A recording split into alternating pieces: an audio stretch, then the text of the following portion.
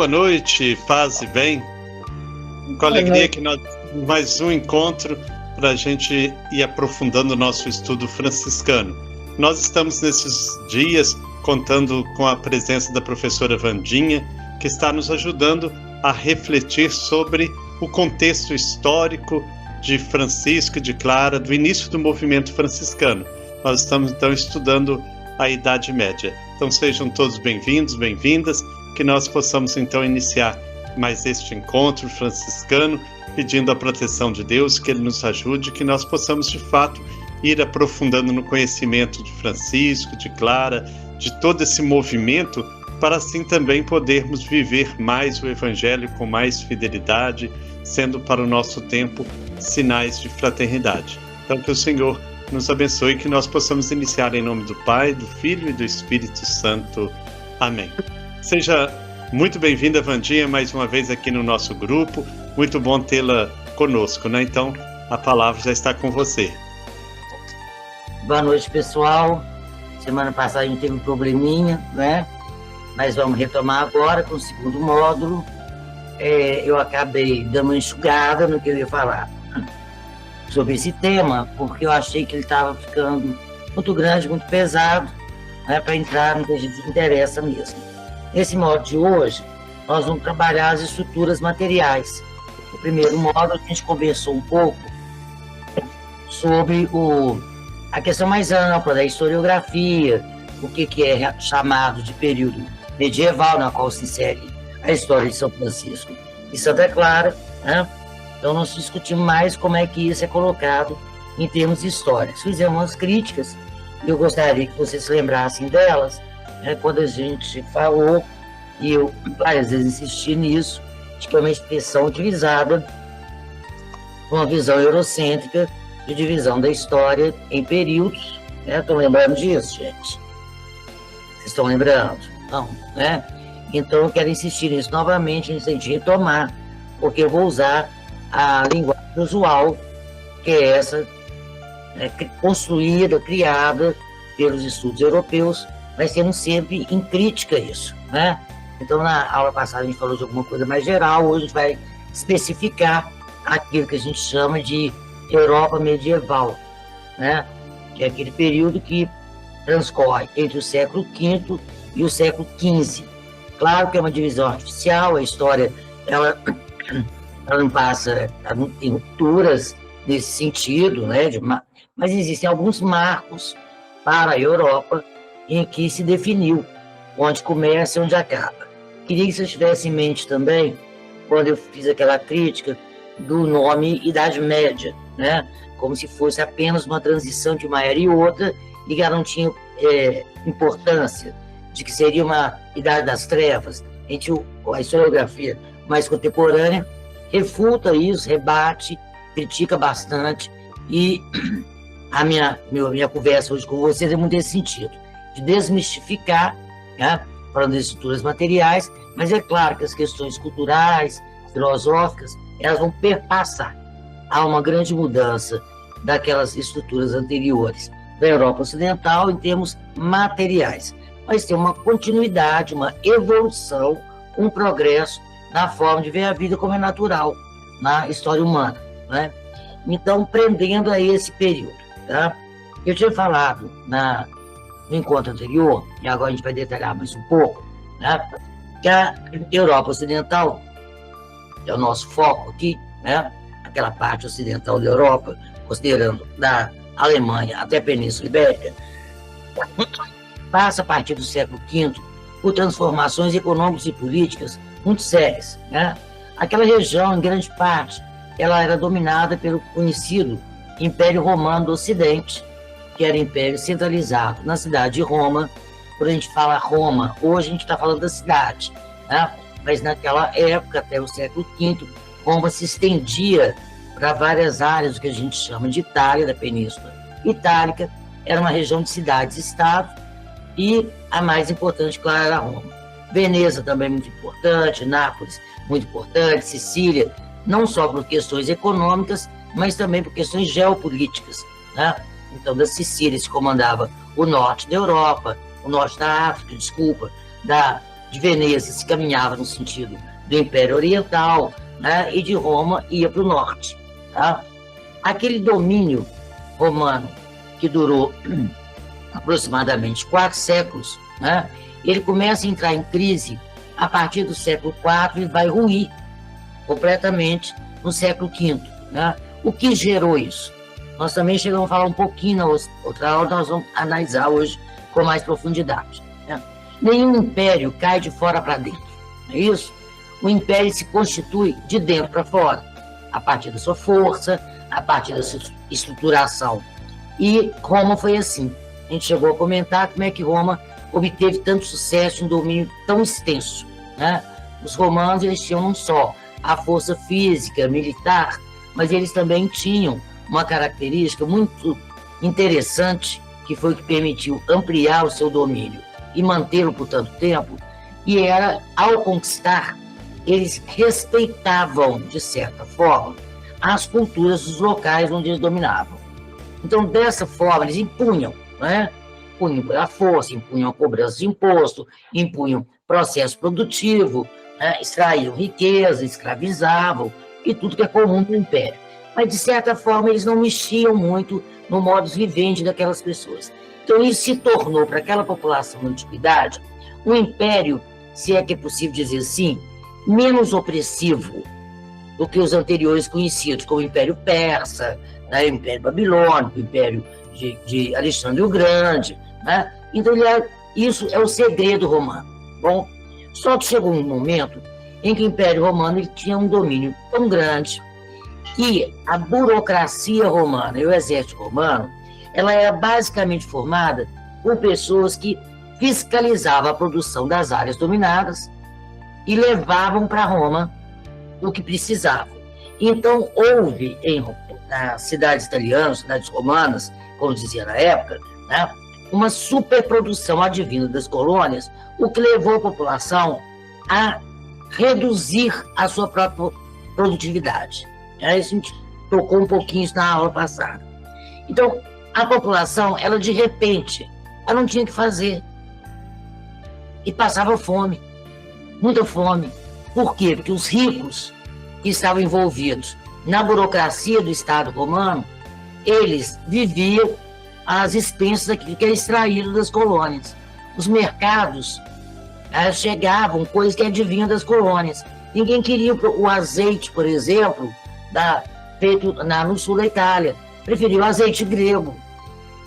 Preferia as frutas que chegavam do Oriente. Então, para que a fruta romana se veio do Oriente, que é muito melhor?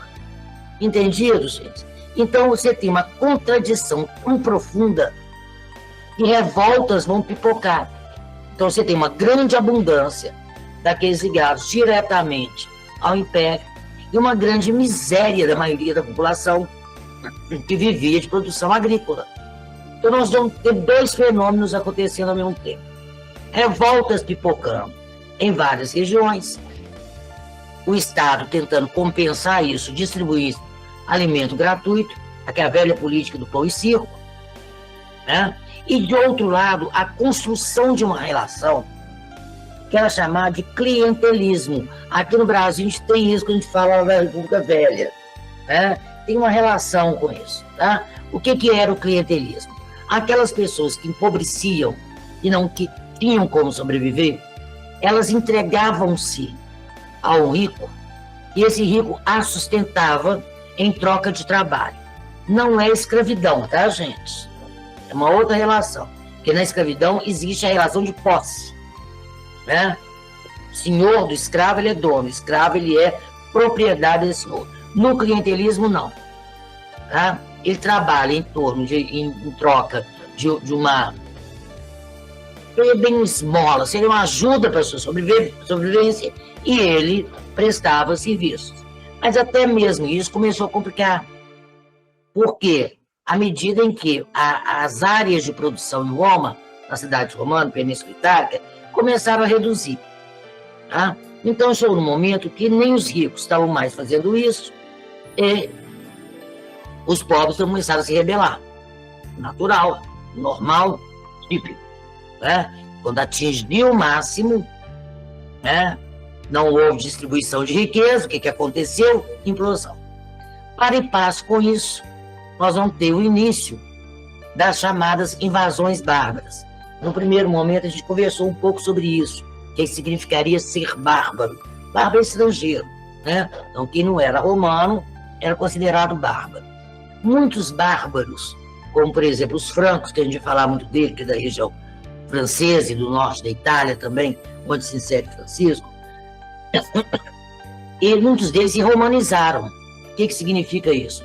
Eles adotaram a forma romana de viver. Porque Roma, como era um império muito reluzente, ele era invejado. Né? Vou tentar fazer uma analogia aqui bem grosseira. Né? É esse povo com o complexo de vira-lata, que acha lindo dos Estados Unidos. Entendido, gente? Eles oprimem, exploram, mas acham lindo aquilo ali. Anda, quer ir para Miami. Esquece que aqui é cheio de praia linda. Né? É mais ou menos a coisa desse tipo. Então, muitos deles se romanizaram. Né? Mas muitos desses ditos bárbaros, percebendo a fragilização interna, porque o Estado começa a se preocupar em controlar a população internamente, começaram a atacar as cidades romanas. Essas são as tais invasões bárbaras. Então, quando os estrangeiros, os bárbaros, adentram as cidades romanas, as colônias romanas, dentro da Europa Ocidental, o Império está fragilizado. Então, esse confronto externo mais problema interno é que vai ruindo as instituições romanas. Então, fica aquele exército opressivo, controlador. Ele não sabe se ele luta contra o estrangeiro, se ele controla o problema interno. Entendido, gente? Então, há um quase despedaçamento. Né? Porque o que Roma vai fazer? Vai começar a dar mais poderes para aqueles governadores locais. Então, na região da Península Ibérica, vai ter um governador romano para cuidar da invasão lá dos godos e visigodos. Na região do norte da Itália, vai ter um outro governador para tratar da invasão dos germânicos e dos francos. Então, isso é o que vai gerando essa decadência do Império Romano. O que gera isso nas estruturas, que já é uma transição do que a gente chamará de modo de produção feudal, que é o que predomina na Idade Média, nessa parte da Europa. Muitos desses ricos aristocratas romanos, vendo a insegurança, tanto pelas invasões quanto pelas rebeliões internas ao Império, eles começam a fugir das cidades. Havia um grupo de germânicos que promoviam invasões que eram assustadores, os romanos não conheciam. Que como os romanos faziam a guerra? Era aquele exército imenso, barulhento, que chegava e ocupava a região. Sabes que muitas vezes eles vinham batendo a espada no escudo, com 1 quilômetro de distância, as pessoas escutavam o exército romano chegando. Em algumas regiões chegavam, as pessoas já se entregavam, de tão apavoradas que elas estavam. Mas eles não estavam acostumados com o tipo de ataque dos meus amigos vândalos, que era o seguinte: eles invadiam as cidades, matavam todo mundo que estava na frente, saqueavam o máximo que podia e botavam fogo na cidade. Eles chamavam isso de razzia. Então eram ataques rápidos, fulminantes e assustadores. Então a aristocracia romana, o que ela começa a fazer para se proteger? Ela vai para o campo. Então nós vamos ter também uma desagregação urbana. Então não é um fenômeno apenas da Península Itálica. Começa a acontecer também no que viria a ser a França, no que viria a ser a Alemanha, no que viria a ser a Península Ibérica. Esse esvaziamento, uma volta a um tipo de vida que é da sobrevivência. Então aquela relação que eu falei atrás do cliente, ela também vai se transformando. Porque se os aristocratas têm como ocupar um território, construir fortalezas, comprar arma, produzir arma para se defender, seja de revolta, seja das invasões, o que esses outros, a maioria, vai fazer? Vão se deixar morrer? Não. Eles vão pedir ajuda. é onde vai se estabelecer um novo tipo de relação de produção, que a gente chama de servidão. O antigo cliente, ele vira servo. O que é o servo?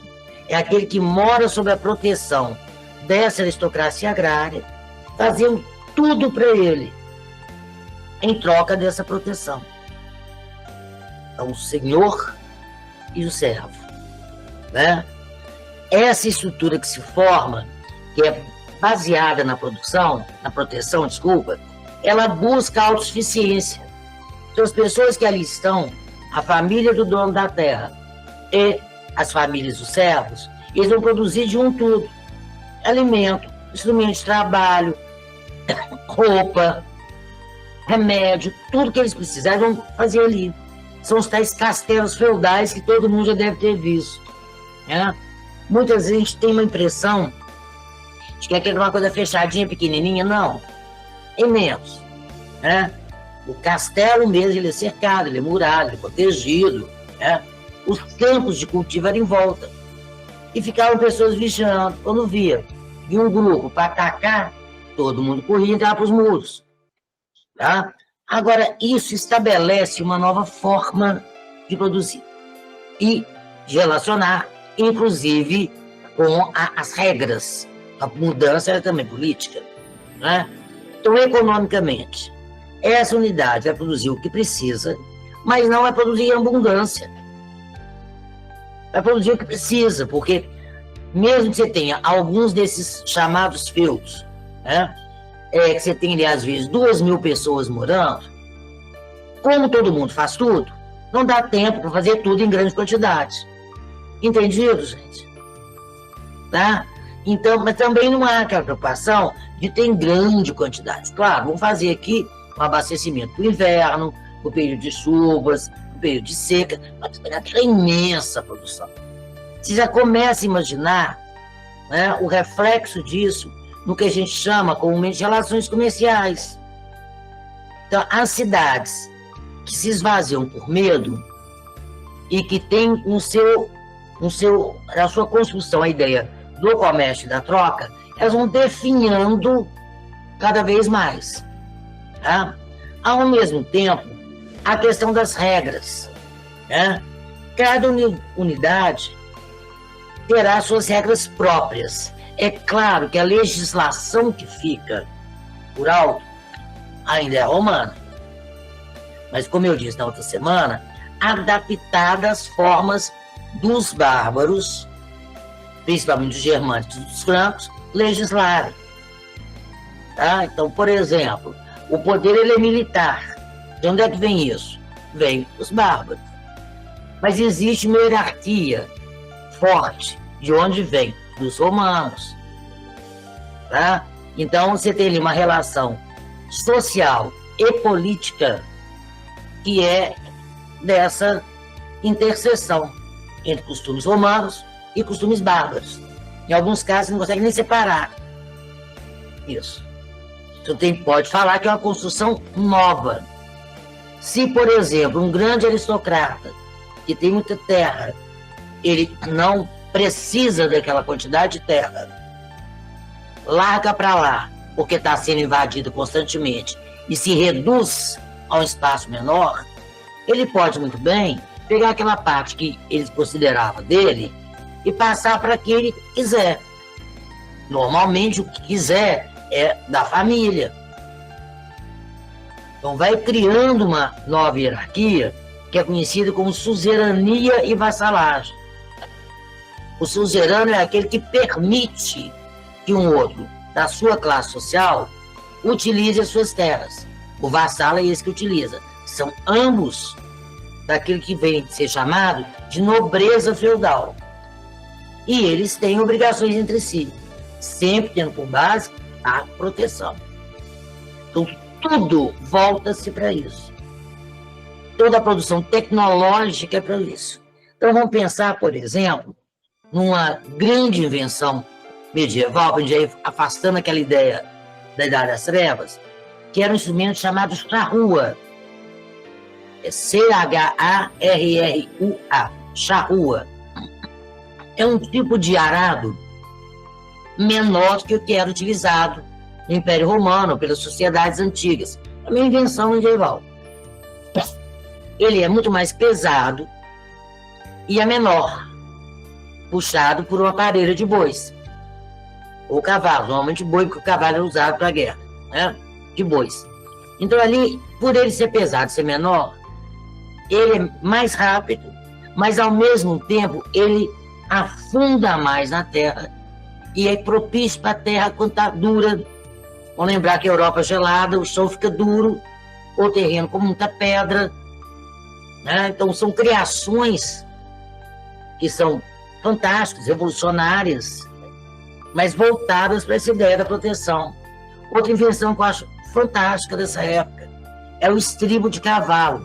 Vocês sabem o que é estribo, gente? Todo mundo sabe o que é estribo? Vocês têm que me responder, se quer que eu explico. Você está vendo um cavaleiro, um cavalo, tem um arreio, tem duas alças do lado em que o cavaleiro põe o pé.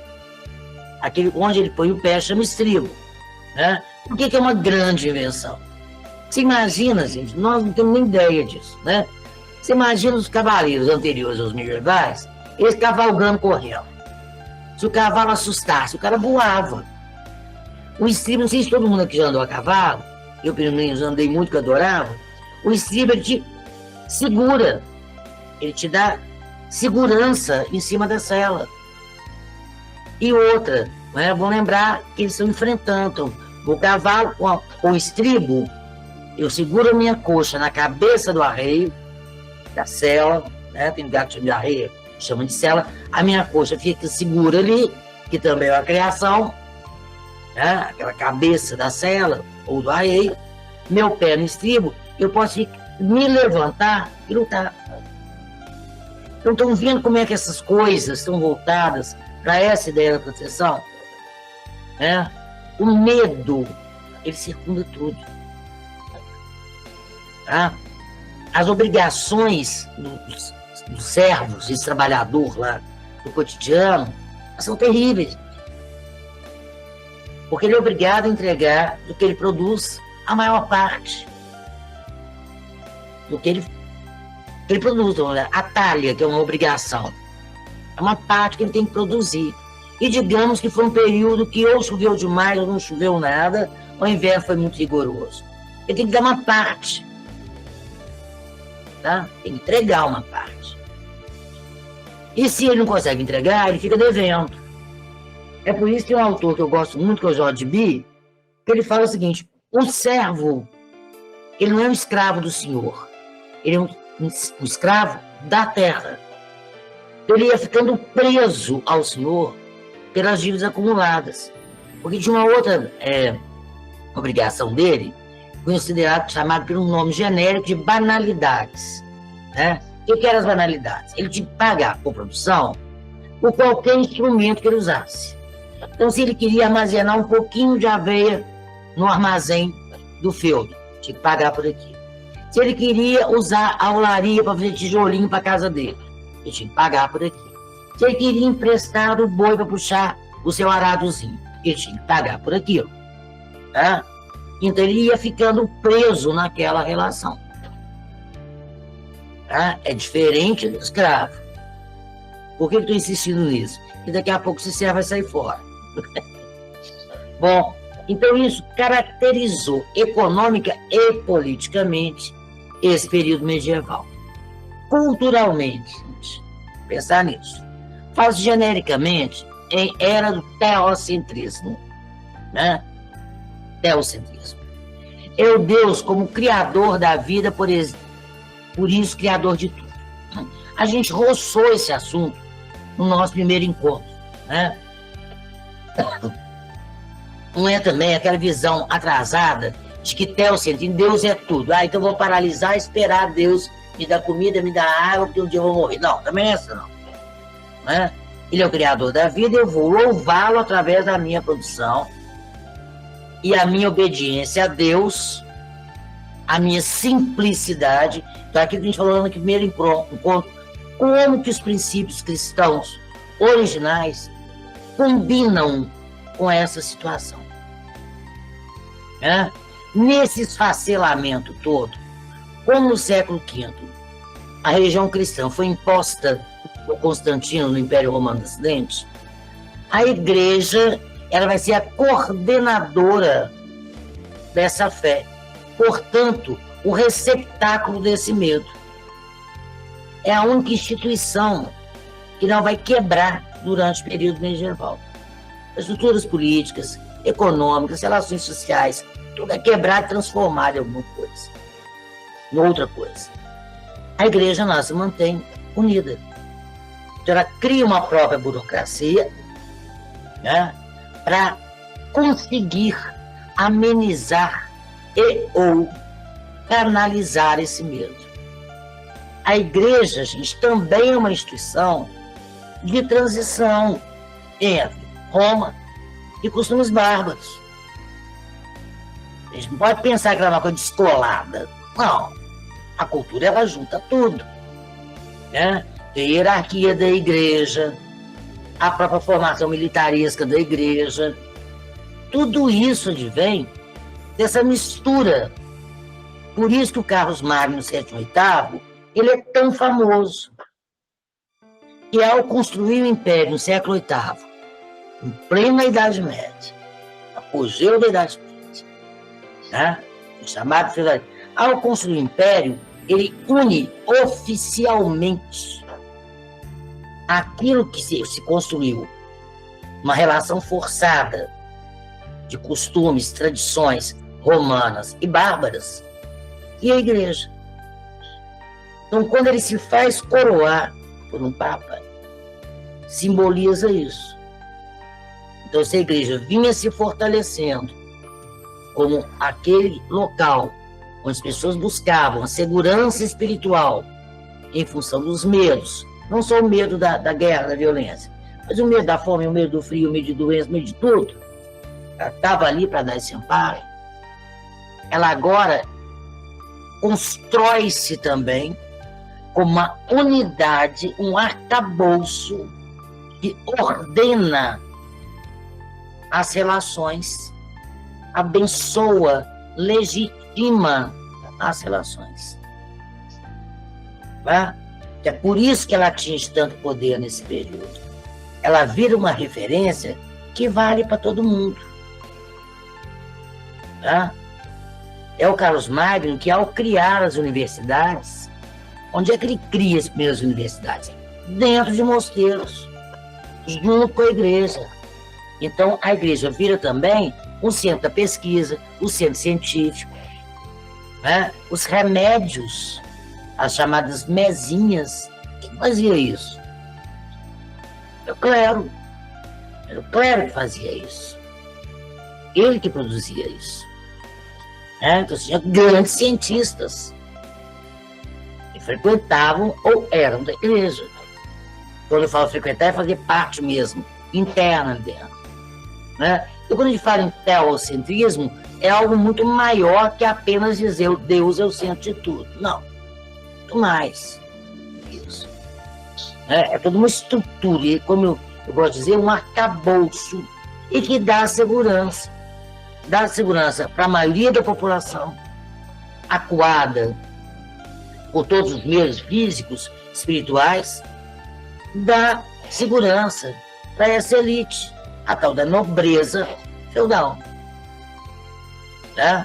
O pensamento, né? As filosofias antigas vão sendo estudadas, lidas, relidas, esmiuçadas pelo clero ilustrado e adaptadas à nova realidade. É o que a gente faz, gente.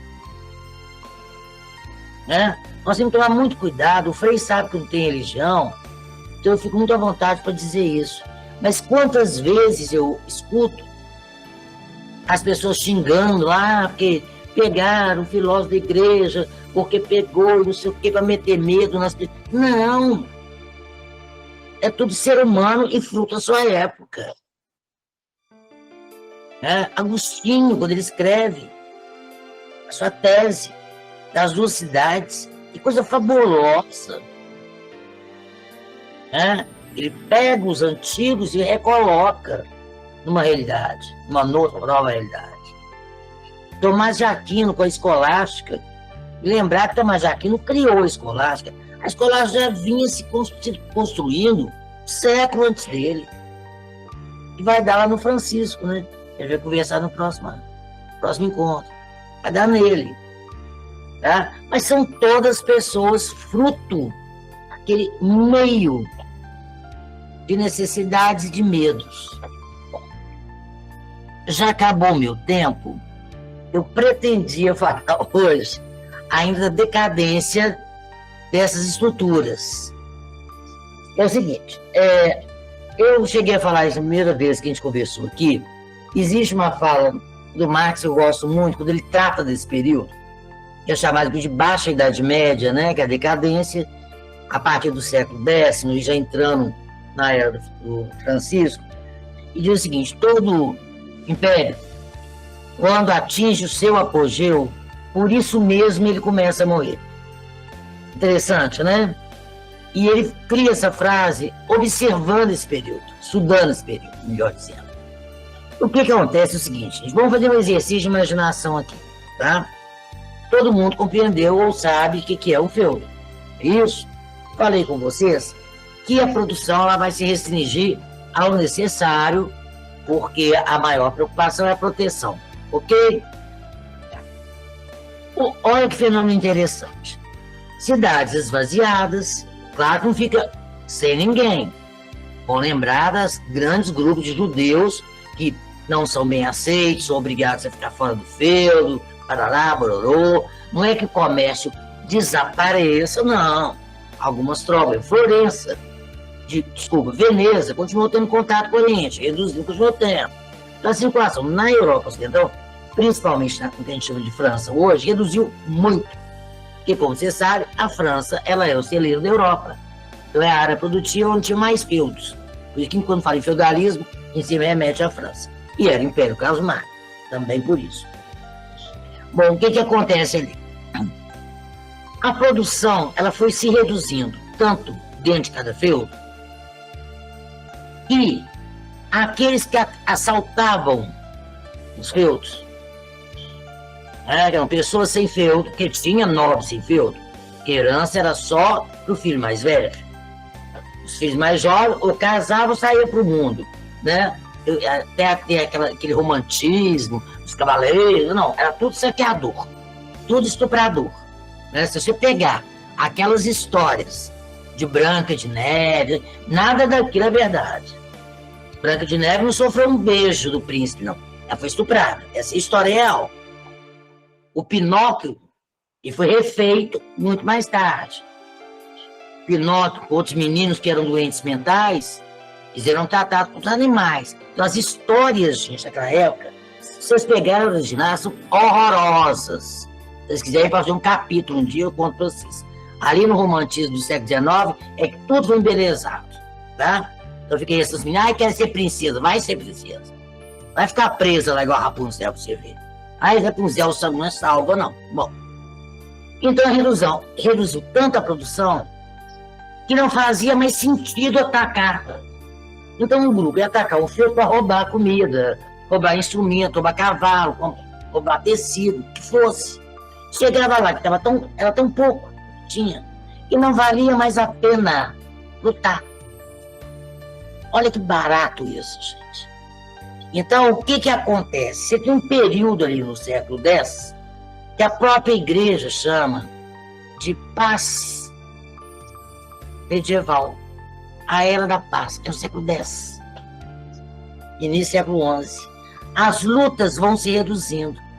Ou seja, as misturas, e toda mistura, todo encontro de cultura romana e bárbaras em geral, ela gera conflito, elas vão se consolidando ao longo da Alta Idade Média, Terminal Freire. Vão se consolidando ao longo da Idade Média.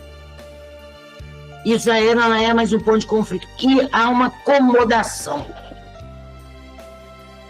Isso gera, Rosalba, um fenômeno estupendo no século X e século XI. Que é o quê? as pessoas começam a ficar mais corajosas para sair. Por quê? Porque se a paz tem que dedicar menos à proteção, então, ao invés de produzir mais espada, mais escudo, mais estribo-cavalo, nós vamos produzir mais comida. Se há mais comida, as pessoas alimentam melhor, a população cresce. Correto? E aí cria o que chama de um ciclo virtuoso. Se a população cresce, mais gente para produzir, mais alimento. Entendido? Então, um daqueles servos endividados lá atrás, batalha, banalidades e outras obrigações, começam a pagar e a sair do feudo, buscando terras muitas vezes ruins. Aí a tecnologia avança, olha que fantásticos, né? A gente chama de ciclo virtuoso. Terras ruins, aí avança a tecnologia. Em contrapartida, tem uma devastação de floresta terrível, vai cobrar seu preço no século XIV. É o período em que a Europa mais foi devastada, foi o século X, XI, início do XII. Depois a gente vai até falar do Francisco nessa história. Francisco que é da ecologia, né? Então, vão pegando isso tudo para a gente amarrar depois. Então, esse sistema ele começa a apresentar também uma outra transformação. As antigas cidades vão renascendo lentamente como local de troca desse excedente. Estão percebendo, gente? Isso vai tendo reflexo em tudo. Você vai ter menos servo preso à terra, mais homens livres morando na cidade, uma nova categoria que ressurge, que é do comerciante, que é do artesão. Tá?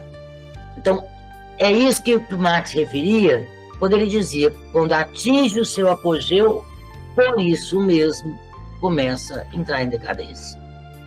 Qualquer semelhança com os Estados Unidos não é pura coincidência. Marx, mais uma vez, estava certo, né? Então, é nessa decadência que nós vamos localizar o que eu chamo de Era de Francisco. Tá? Já foi 10 minutos a mais. No próximo encontro, eu vou até anotar aqui, a gente vai recomeçar com um elemento catalisador, acelerador dessa decadência estrutural, que são as cruzadas. Rosalvo, resolveu um pouco? Hein, Rosalvo? Resolveu um pouco, né? Aí no próximo, você começando com as cruzadas, vai chegar lá. Você vai guardou, chegar né? lá, né? Se Deus quiser. Porque esse círculo virtuoso, nossa, a gente precisa dele. Não é? Eu gosto muito dessa expressão. O ciclo virtuoso, porque é básico, gente. O economista, ele gosta de complicar muitas coisas. Né? Eu, desde o final, quando eu fazia história ainda de estudante, eu sempre gostei muito de economia, sempre estudei muito economia. E tem até um livro, chama História Econômica do Período Feudal, se você quiser ler, o nome dele, acho que eu até mandei naquela sugestão de bibliografia, que é muito interessante, ela ajuda a entender, e é fácil, nem nada complicado, gente. A gente que é mulher, dona de casa, a gente nasce fazendo economia, né? Então, quem quiser perguntar, é só levantar a mão, né? Enquanto ninguém pergunta, eu vou fazer uma provocação em relação à igreja, Vandinha. Como que a igreja também ela passa por esse processo de decadência, né? Se há uma decadência do império, como que a igreja ela consegue ir se mantendo aí nesse período, né? Eu acho que isso nós vamos ver quando for falar de Francisco também, que ele assiste uma igreja também bastante decadente, né? Mas uma igreja que vai conseguir se reconstruir, né? Mas, eu não vejo dessa forma. Eu vejo ela... Não. Uma instituição, estou dizendo. Certo. Eu acho que, assim, aquelas coisas que depois Francisco, claro, vão criticar, com Abelardo, vários, né? As críticas que fizeram são críticas institucionais, mas como aquilo que eu falei no início, um receptáculo de fé e de um arcabouço de segurança, ela não só mantém, como fortalece. Eu falo isso, por exemplo, quando a gente pega Inocêncio III, né? Inocêncio III é um papa que vai morrer em decadência, né? Pessoal e até a própria instituição tá bem fragilizada, né? Eu não sei se fragilizada, muito criticada. Eu acho que essas transformações todas, eu fui muito rápido aqui nessa fala, né? Vocês me deram só 10 minutos. Mas é claro que isso já reflete em tudo. Abre espaço para crítica, porque quando a gente encontra com o diferente, então essa vida na cidade, ela é muito importante para isso. Então pessoas, mesmo que estejam vivendo sob a mesma conjuntura, ao trocar experiências e informações, abre espaço para crítica. Então é claro que a igreja começa a ser criticada também. Entendeu? Então, assim, se for decadência no sentido daquela instituição superpoderosa da chamada Alta Idade Média, né? Que do século V até o século IX, início do X, tá? Mas como ela vai recuperar muito com as cruzadas, né? As cruzadas vão dar um ar danado na igreja. E aí os franciscanos entram, né? A Vanúzia está querendo falar? Oi, Vanúzia. Oi. Então, Wanda, olha só que eu estava pensando nessa questão do papel da igreja nesse período, e sempre foi um período histórico que eu sempre tive muito interesse, sabe? Eu brinco com o povo, eu falo assim, gente, eu acredito em vidas passadas, e eu vivi no período medieval, assim, século XII, XIII, e eu tenho uma referência, como eu sou antropóloga, então a nossa abordagem é um pouquinho diferente, mas é muito irmã dos historiadores. E a gente tem um grupo, embora meu campo de pesquisa seja o lixo, essas relações de poder e como que a igreja se constituiu ao longo de milênios como estrutura de poder, de um poder cultural mesmo, de dominar mentes e corações, e como que fez isso de uma maneira muito eficiente. Eu sempre mando os meus alunos assistirem um filme que chama O Nome da Rosa, que é um clássico do Umberto Eco, né?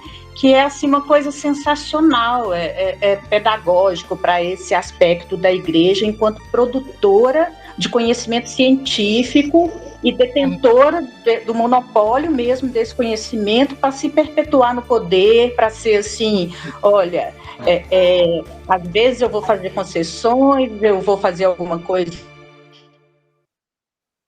boa, vai surgir algum que pode defesa dos pobres ou de defesa do evangelho, mas o projeto mesmo institucional é de uma estrutura de poder forte, hierarquizada, né?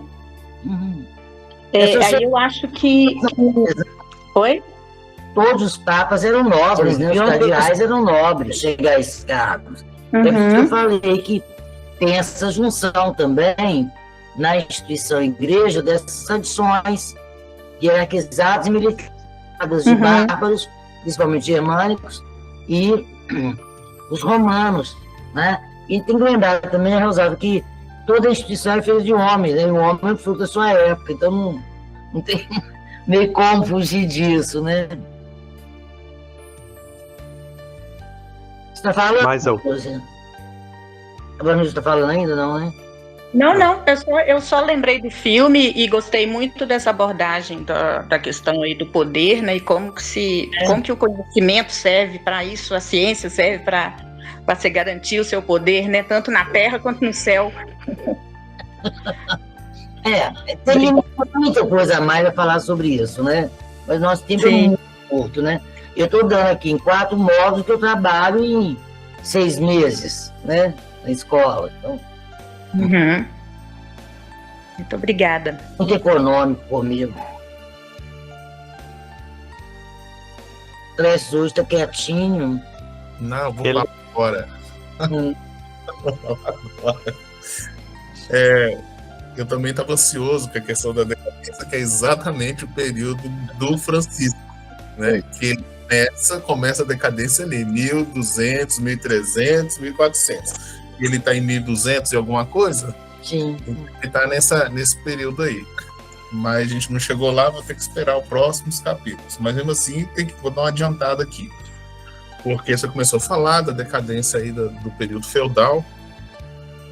E aí vinham umas coisas na cabeça da gente, assim, poxa, antes, na época de Francisco, ainda era o feudalismo, embora estivesse começando o processo de decadência, algumas coisas, ainda era, né? E aí a primeira questão que vem na cabeça, assim, mas depois a gente resolve, assim, poxa, como é que São Francisco conseguiu as terras para começar o trabalho, né? Aí a gente lembra lá da capela lá de São Damião, que pertencia à igreja, mas acho que era dos beneditinos, se eu não me engano, e que os beneditinos cederam para ele lá, para ele poder, ele reconstruiu a igrejinha e pode usar, e pronto, e não teve muita dificuldade. Não sei a extensão dessas terras, se eram grandes, se eram pequenas, mas o grande conflito interno talvez tenha gerado a radicalidade de Francisco em relação aos bens materiais.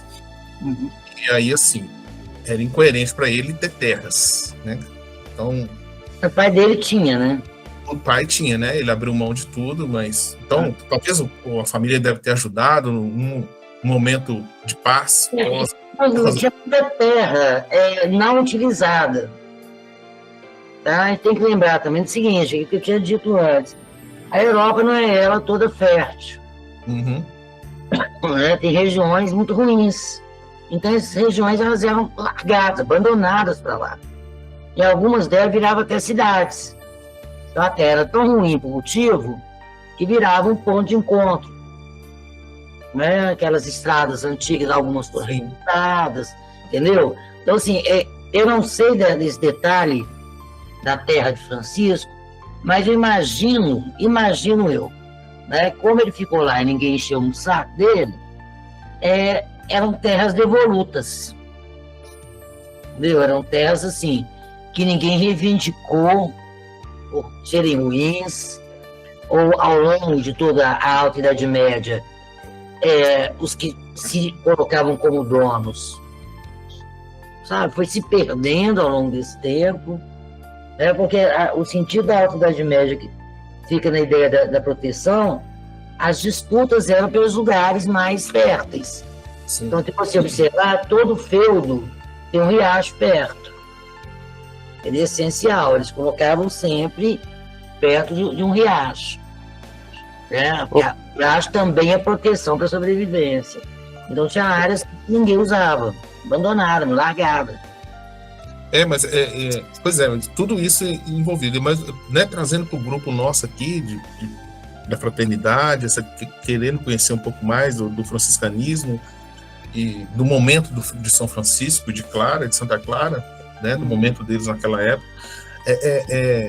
eu fico imaginando a dificuldade e o conflito dele com os demais, com alguns frades, talvez, um ou outro frade. Oi? Nossa, gente, a gente vai conversar isso na aula que vem, né? Mas eu não sei como é que ele foi queimado como herege.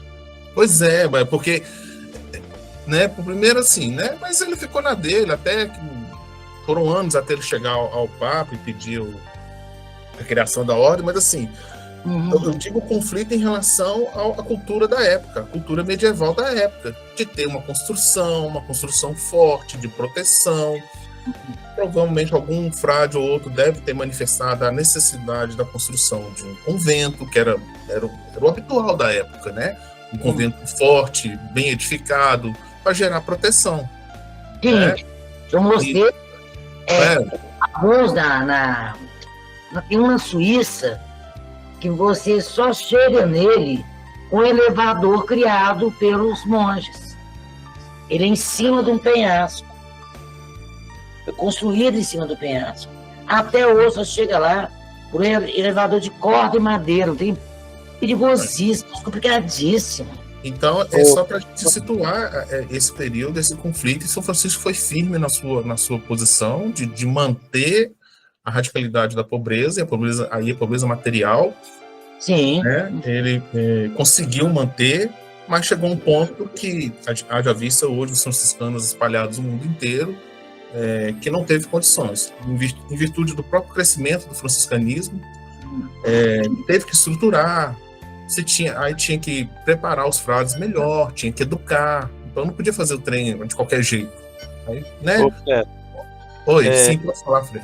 O que eu estou tentando dizer aqui é o seguinte: esse primeiro, que Francisco ele não teve terra, não. Ele tinha eram capelinhas abandonadas que não tinham terra ao redor delas, né? Eram capelas. Por que essas capelas foram abandonadas? Exatamente por questão de segurança. As cidades fortificadas, essas capelas acabaram ficando fora dos muros, no meio das matas, onde ficavam leprosos, bandidos, né? E os mosteiros, então, esqueceram aquelas capelas de lado. Então, foi um pouco isso. E Francisco vai restaurar as capelinhas. Não tinha terra, eles não plantavam, eles não colhiam, né? Porque eles eram mendigantes, né? Então, havia essa questão. E essa questão dos conventos vai acontecer no final da década de 20, quando Francisco já está bem doente, que vai começar a entrar muita gente na ordem. E Francisco perde o controle mesmo, né? Então, quando Francisco morre, já são 5.000 frades. Muitos deles nem conheceram Francisco. Muitos vêm das grandes universidades. Então, começa, de fato, uma grande mudança. Mas eu acho que é interessante perceber assim, que Francisco, ele vive uma era de sonhos, né? Que as cidades, a Vandinha vai falar um pouco dessa constituição das comunas, né?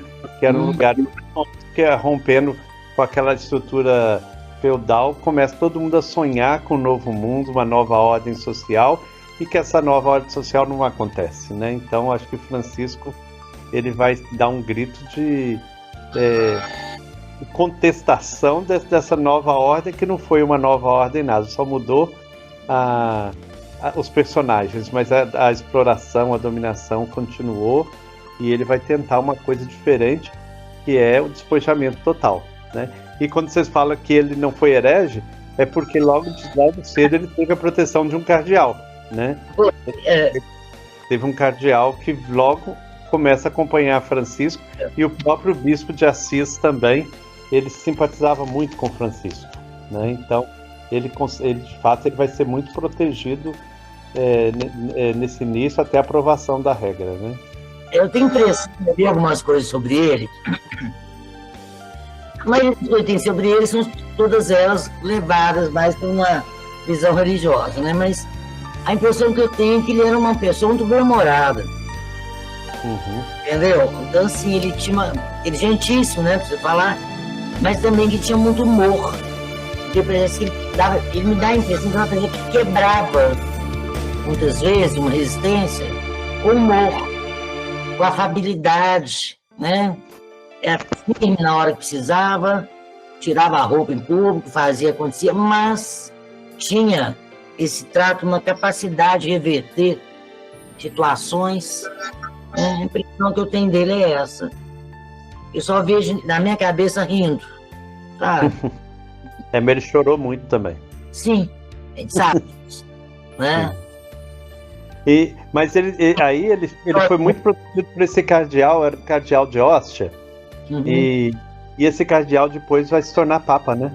Então, isso também ajudou muito Francisco. Mais alguém quer fazer alguma pergunta? Que a gente tem mais 3 minutos ainda aí. Só aprender. Eu fiquei devendo uma resposta para a Lígia. É que você me perguntou sobre aquela guerra que Francisco enfrentou. Tá? Aí eu dei uma pesquisada. Então eram guerras entre cidades e estados na formação de novas cidades. Então, só para não ficar assim, te dar uma satisfação, no encontro que vem a gente limpa essa área, você me lembra? Tá certo. Bom, Gratidão, viu? Está sendo muito enriquecedor para a gente. que isso, bobagem. Quem dera a gente tivesse tido assim, a inteligência de poder prestar atenção nas aulas de história, né? Reter tudo, questionar tudo. E está sendo ótimo isso para nós. Maturidade que dá isso, né, Lígia? Nossa. Ô, gente, então um grande abraço, beijo. Ô, Frei, não sou muito rezadeira, não. Eu vou te pedir para rezar para minha família. Você acredita que eu perdi um concunhado hoje? Gente, minha família esse ano tá pesado, viu? Nossa Senhora. Um trem assim, direto. Tá rezar minha cunhada aí? Tá joia, vamos tentar sim. Tá bom? Bom todos. Obrigado, gente. Gente, boa noite a todos. Obrigada, foi ótima aula.